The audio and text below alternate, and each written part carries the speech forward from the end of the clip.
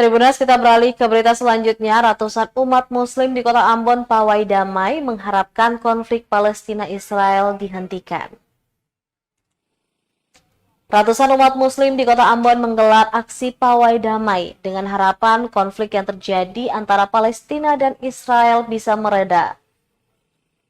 Aksi pawai damai ini dilaksanakan pada Sabtu 14 Oktober 2023 dan diprakarsai oleh komunitas pemuda Hijrah Maluku dan berlangsung sejak pukul 8 waktu Indonesia Timur hingga pukul 11:30 waktu Indonesia Timur, juga berjalan kondusif.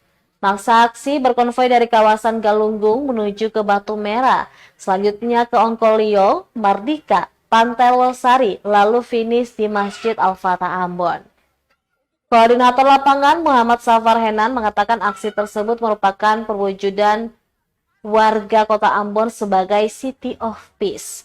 Dikatakannya peperangan antara Hamas dengan Israel menimbulkan krisis sosial dan kemanusiaan, sehingga diharapkan konflik yang terjadi pada dua negara di Timur Tengah ini bisa dihentikan. Selain itu, dirinya juga berharap agar warga kota Ambon dapat menjunjung nilai-nilai hak asasi manusia, agar perdamaian di kota bertajuk Malaysia ini juga tetap terjaga. Download Tribun X sekarang, menghadirkan lokal menjadi Indonesia.